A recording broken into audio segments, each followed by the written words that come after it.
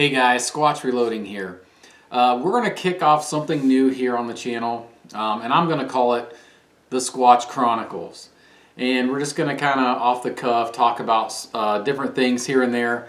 But in this first video, I wanted to address some of the questions that I see on the Facebook groups and in the forums, and some of them, you know, they seem to crop up every week, and a lot of times you'll see these questions get heated, especially from some of the guys who's been on the groups or the forums for quite a while. They get tired of answering the same questions over and over again, but I look at it a little bit different. What I see is new people getting into reloading every week, and yes, sometimes we'll get frustrated because they're not searching, or you know, the search functions on the forum or whatever, but I look at it as a good thing. You know, I was talking to an old guy at one of the ranges that reloads, and surprisingly, that's where I've got a lot of my information. My grandpa was a reloader. That's how I got into it. You know, life happens, and there was a break where I didn't get a chance to do this.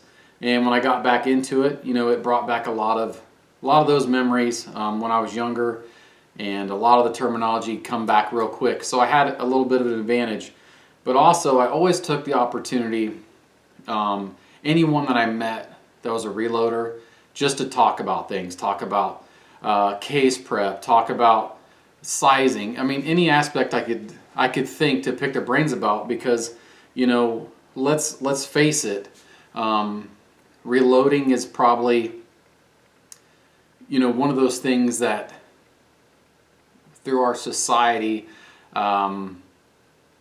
isn't prevalent, and it's a dying art.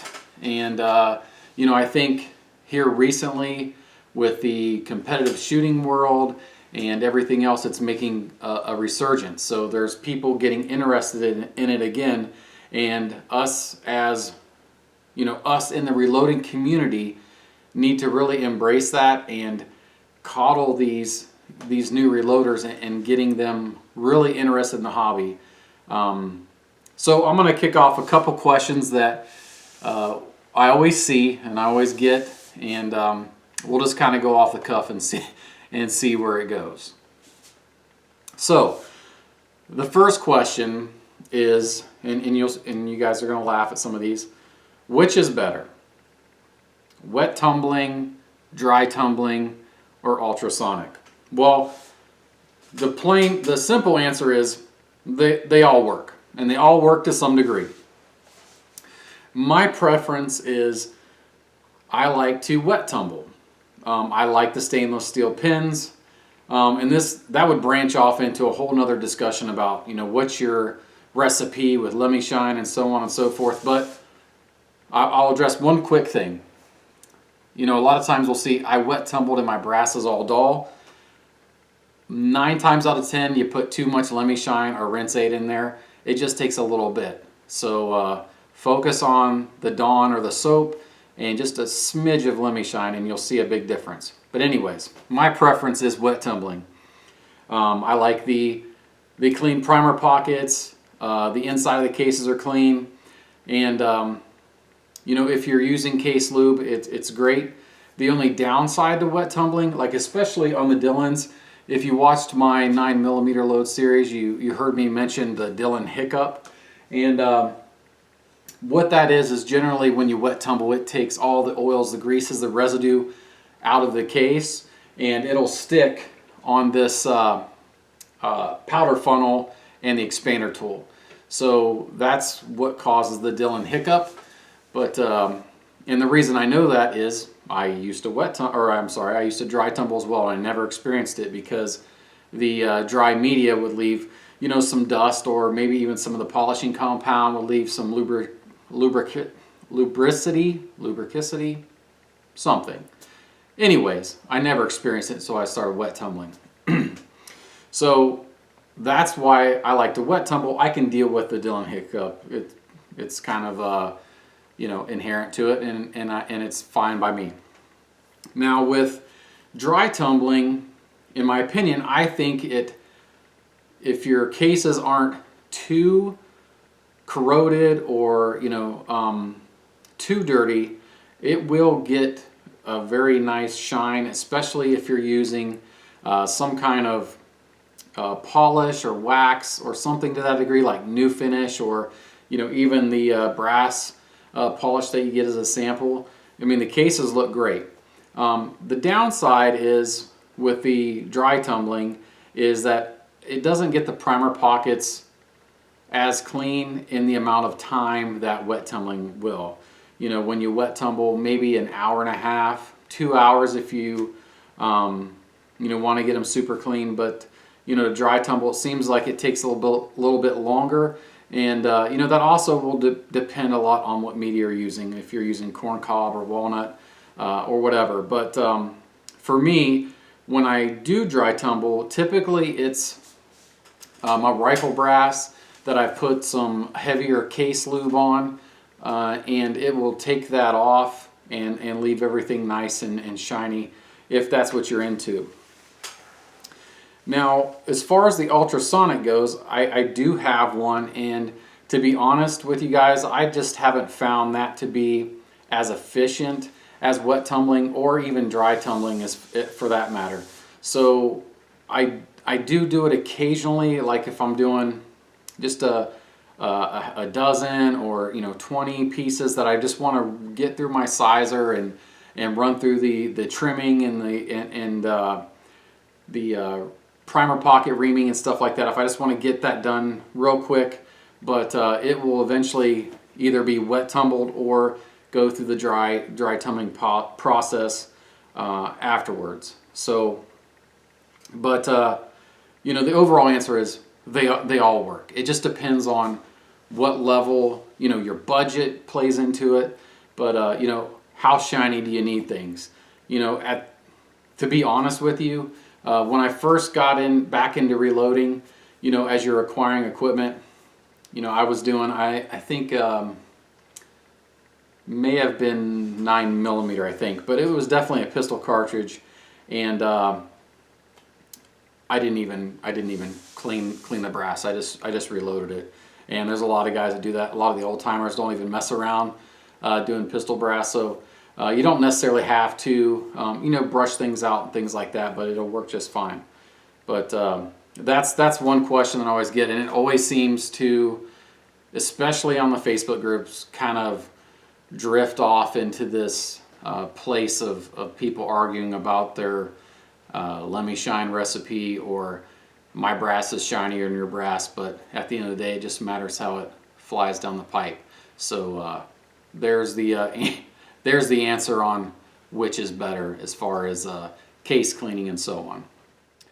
Okay, so another question that pops up very, very frequently is, which press should I buy? Should I get a single stage, a progressive, or a turret? And my advice to a new reloader, someone who is just getting into it, I would say get a single stage. The reason being is they're usually less expensive, and regardless of where you end up, like in my reloading room, I have a Redding T7 turret, I got 2 Dillon progressives, and I have an RCBS single stage. Regardless of where you end up in reloading, a single stage always comes in handy. I use my rock chucker a lot for various things. My kids use it. I have them set up doing decapping, but if I'm doing a small batch, a lot of times I prefer to move the rock chucker over in the Redding spot and do a handful, something like that. But and it'll also introduce you to setting up the individual dies, and you'll spend more time in that process setting them up every single time, but really, whatever you're comfortable with starting out and what your budget lets you accommodate. Starting, I wouldn't tell anyone not to start off on a progressive, because progressive is a great loader. It's very efficient, and it boils down to what you can afford. But in my opinion, for the new guy starting out, get a single stage. Again, you'll always need it in your reloading room, if it grows to something like I have here. But also, if it's something that reloading isn't for everybody. And a lot of guys get excited about it and they jump into it and then find out that it's really not for them.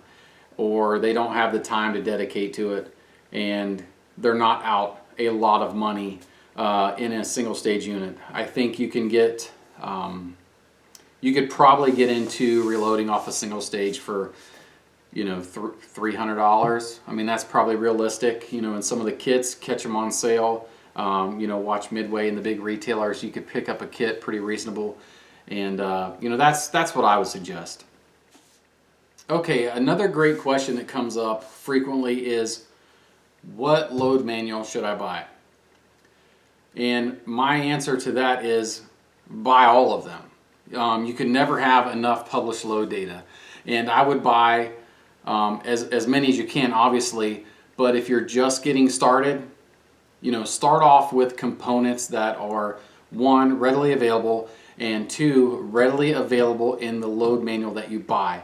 So if you buy, for example, the Sierra load manual, start off with Sierra bullets because they have done all of the testing with their bullets and their powder combinations and so on. So you really can't get too out of whack using their data with their bullets.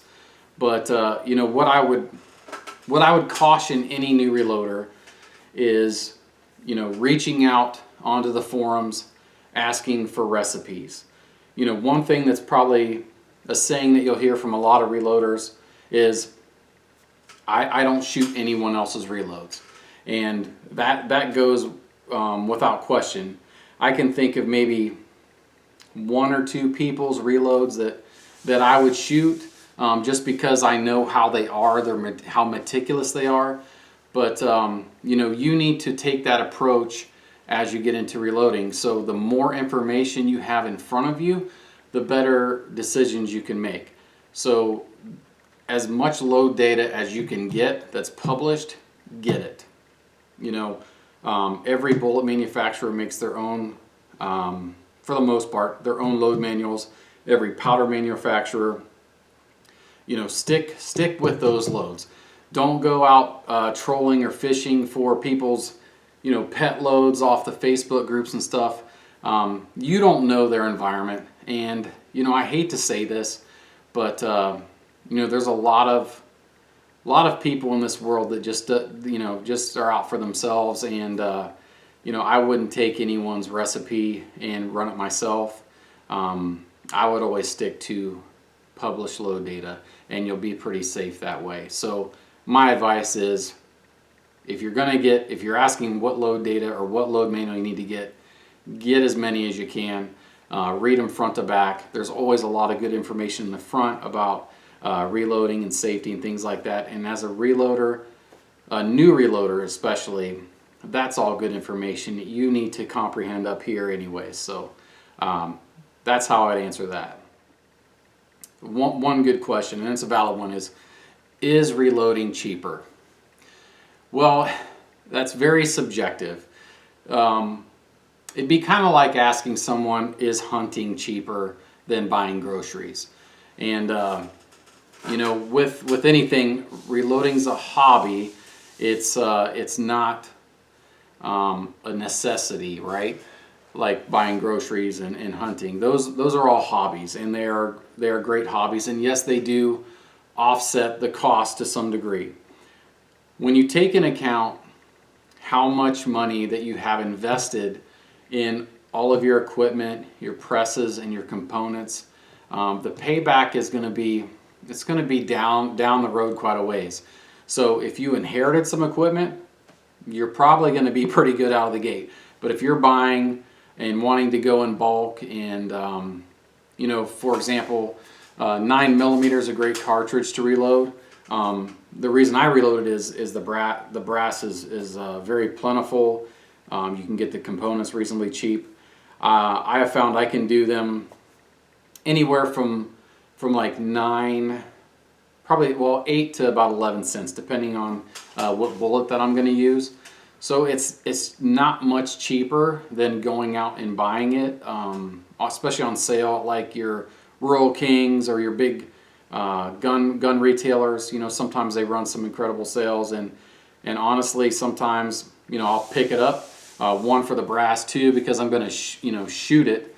But you know, reloading in bulk, typically, as you get into the bigger calibers like the 40, 45, 357 Magnum, and of course, any of the rifle cartridges, you start to save a little bit money, but the offset of what you've purchased from just an equipment standpoint, the payoffs, it's out there a ways. But you know, you got to look at, it's a hobby is something that we enjoy.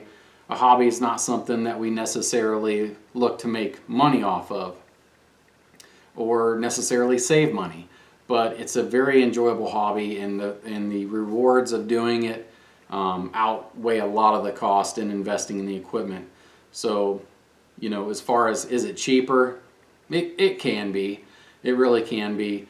But I think the real payback is for me anyways, is the reward of being able to shoot a lot more, because I can save a little bit here and there.